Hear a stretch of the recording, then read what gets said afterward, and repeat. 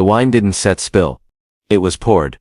A slow, deliberate arc of red against crystal glass, cascading over the ivory silk of her dress, blooming like a wound. The billionaire's sister smiled, not warmly, but with the faint curl of someone certain there would be no consequences. Around them the gala music never stopped. Waiters froze mid-step, investors turned away. In that suspended moment, the air was split between two worlds, one where such an insult could be laughed off, and another where it could not. She, Amara Lewis, CEO of one of the fastest-growing renewable infrastructure companies in the world, set her glass down. Not too fast, not too slow. Her fingers didn't tremble. Years in boardrooms had taught her something essential: the person who moves first loses the narrative. Accidents happen, the billionaire's sister said, her voice honeyed, her eyes locked in a challenge. But Amara knew this was no accident. The woman in front of her was the gatekeeper to a $2.4 billion contract, one that would not just scale her company, but fund entire renewable grids for underserved black communities across the American South. Communities that had lived too long in the shadow of crumbling power lines and unreliable energy. She could smile and swallow it, keep the deal alive, pretend that the stain wasn't a message. Or she could act, knowing that one wrong move could collapse everything she had built. And here sits what made this moment dangerous.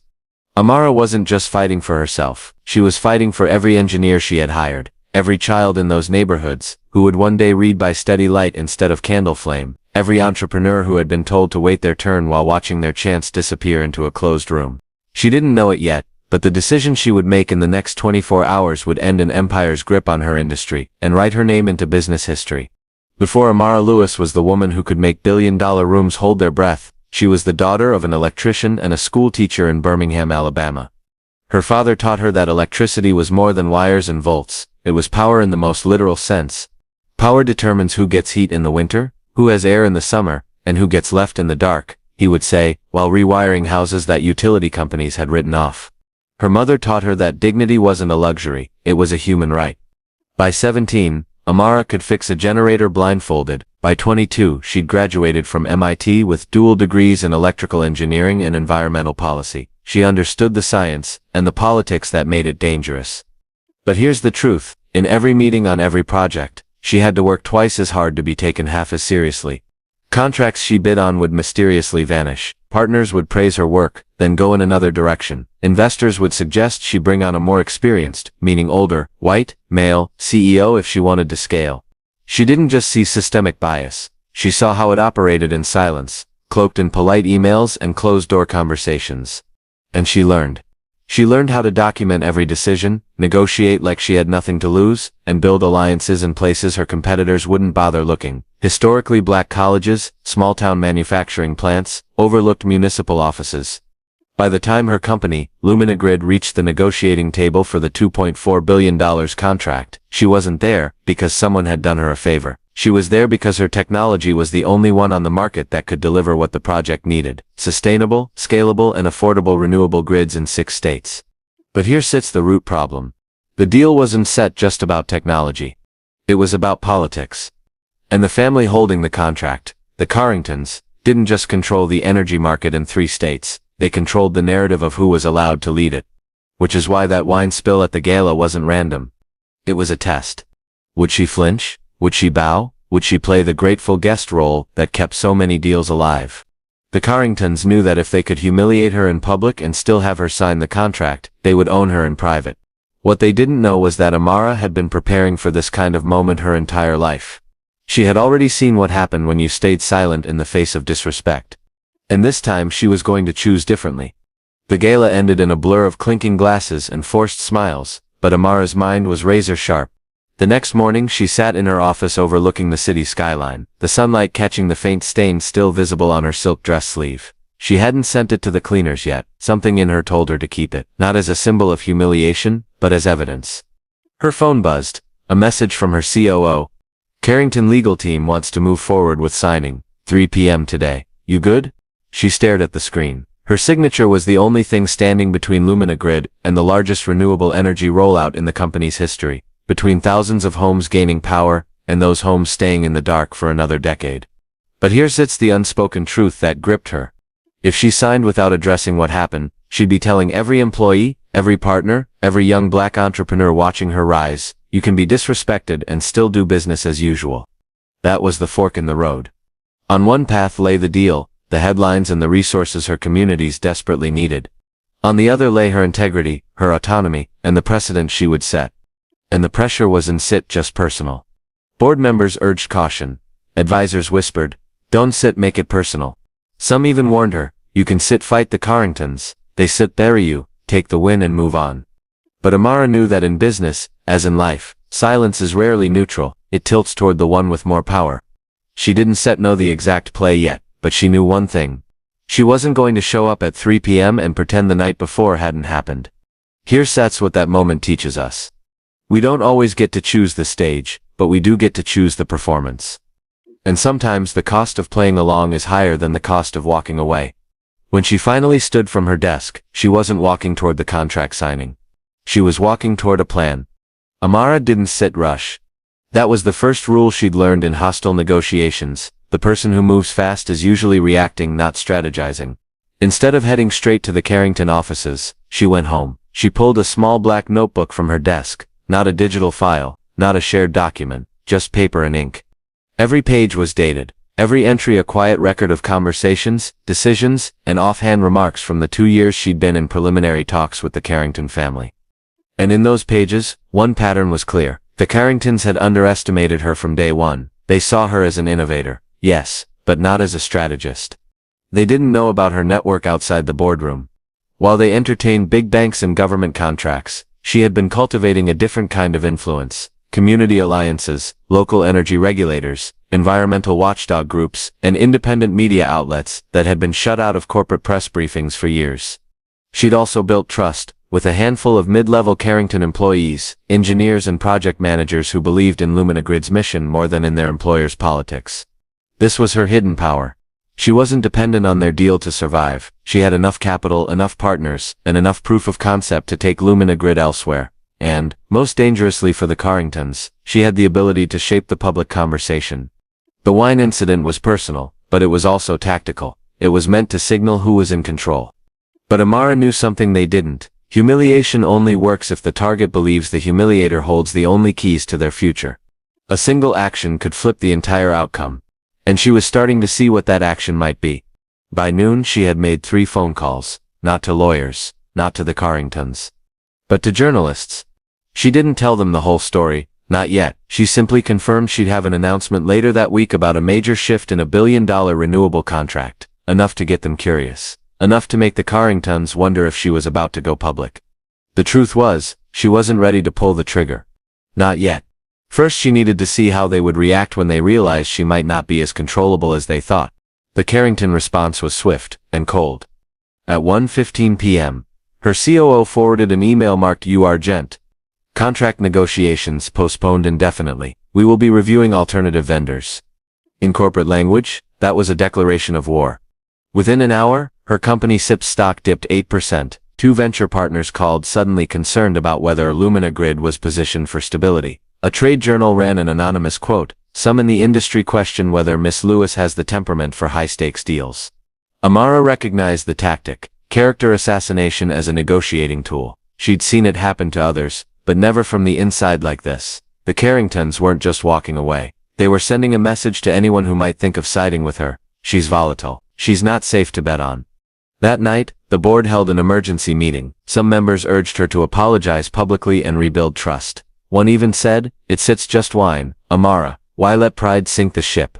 She didn't shout. She didn't flinch. But when the meeting ended, she walked alone to her office, closed the door, and let the weight of it hit her. The dream she had carried, clean energy grids lighting up underserved neighborhoods, suddenly seemed fragile. She thought of the engineers she'd hired straight out of HBCUs, the single mothers she'd promised stable jobs to, the school districts counting on new infrastructure. For the first time in years, she felt the sharp edge of self-doubt. What if they were right? What if she had just destroyed everything over a single moment? Here's what makes breakdowns dangerous. They don't always announce themselves. They slip in quietly, as fatigue, as the urge to compromise, just this once. She sat there long after the office lights dimmed, staring at the city skyline. Somewhere out there in towers just like hers, people were deciding whether to let her rise, or make her disappear from the industry entirely. And then in the quiet, she remembered something her father once told her, while fixing a neighbor SIP's lights after a storm. When the grid goes down, you don't just wait for the main lines to be restored. You find another source, another path. You build your own current. The next morning, she would do exactly that. The sun was barely up when Amara walked into Lumina Grid's headquarters. No makeup, no silk dress, just a charcoal suit and the same black notebook she'd carried for years. She called an all-hands meeting, but not in the boardroom. Instead, she gathered her senior engineers, operations leads, and communications team in the warehouse, the space where they'd first prototyped their modular solar hubs. Her voice was calm, almost quiet. They think we have no other way forward, that this contract is the only thing keeping us alive. She paused, letting the silence stretch. They sit wrong. Instead of chasing the Carringtons, she would bypass them entirely.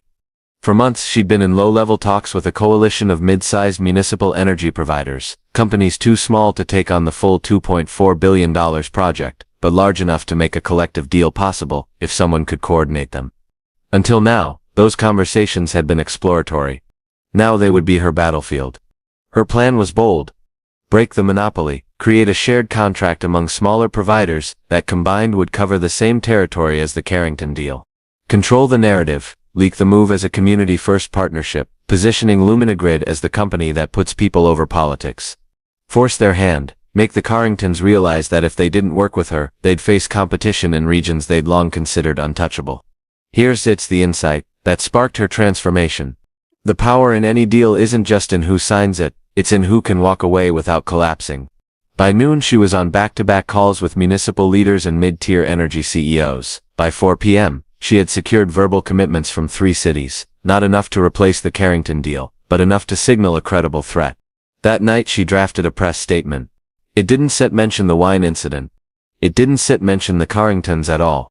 It simply announced Lumina Grid's next chapter, a multi-city initiative to bring renewable grids to underserved communities faster, cheaper, and without corporate gatekeeping. She didn't need to tell the Carringtons she was coming for them. They read about it in tomorrow's news. For the next 3 weeks Amara moved like a shadow. There were no grand announcements, no fiery speeches, no social media tirades. Instead she worked the phones, signed preliminary agreements, and quietly locked in infrastructure contracts that the Carringtons had ignored for years. She focused on the overlooked edges of the energy market, rural counties, industrial zones, and small cities where the Carrington family's influence was thinner. Every agreement she signed wasn't just revenue, it was territory. She didn't just sell them power. She sold them independence. Meanwhile, her communications team began seeding stories in local papers, small headlines about historic renewable energy deal signed in rural Georgia and City of Meridian partners with black-led tech firm for sustainable grid. Individually they looked like minor wins. Collectively they were a pattern, one that industry insiders couldn't ignore. Behind the scenes, Amara's network of mid-level Carrington employees fed her quiet intel. She learned their flagship project had already hit delays. She learned their board was nervous about her growing influence in regions they once considered secure, and she learned one critical truth. The Carringtons hated bad press almost as much as they hated losing control. She stayed patient. In chess, you don't announce check until the king is trapped. Her COO, once skeptical, now saw the shift. You're bleeding them without a fight, he said in a late-night strategy call. Amara smiled, not bleeding them, teaching them what life without us looks like.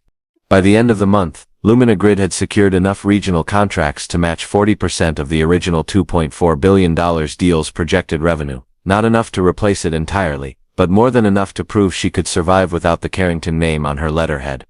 The trap was almost set. All she needed now was one public move that would force the Carringtons into a position they couldn't escape. The invitation arrived on a Thursday afternoon, an industry gala in New York, hosted by the National Renewable Energy Association. The Carringtons would be there. So would every major player in the energy sector. Amara accepted without hesitation. When she walked into the ballroom, there was no trace of the silk dress from the wine incident. Instead, she wore a deep navy suit, precise, understated, impossible to ignore. She shook hands, exchanged pleasantries, but said nothing about the Carringtons. Halfway through the evening, the MC announced a surprise. Lumina Grid would be receiving the Innovator of the Year award for its multi-city renewable grid initiative. The award wasn't from the Carringtons. It was voted on by a panel of industry leaders, and the numbers spoke for themselves. Her regional deals had made national impact. As she stepped onto the stage, she caught sight of Eleanor Carrington, the sister who had poured the wine, sitting rigid at a front table. The expression on her face was almost unreadable, almost. Amara took the microphone. Her voice was calm, deliberate. Partnerships, she began, are built on respect. Without it, even the most lucrative deal can become a liability. Over the past month, Lumina Grid has been fortunate to work with cities and communities who value innovation and dignity equally, and together, we've proven something important: no single gatekeeper owns the future of renewable energy. A ripple went through the crowd, polite applause mixed with knowing murmurs. She didn't name the Carringtons. She didn't have to. The next morning, headlines broke across business news outlets. Black-led renewable firm disrupts billion-dollar monopoly. Carrington empire faces new competition in core markets. Inside Carrington headquarters, panic was setting in. Their shareholders demanded answers. Their regional managers reported growing interest in Lumina Grid contracts, and their PR team was scrambling to contain a narrative they could no longer control. By Monday, they called her office. They wanted to reopen negotiations. But this time, Amara didn't walk into their boardroom as a hopeful partner. She walked in as the only competitor capable of taking their market share, and they knew it.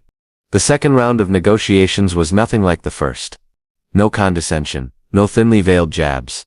The Carrington legal team came armed with concessions that would have been unthinkable a month earlier: higher profit share for Lumina Grid, complete autonomy over community hiring, and contractual penalties for any breach of partnership respect clauses.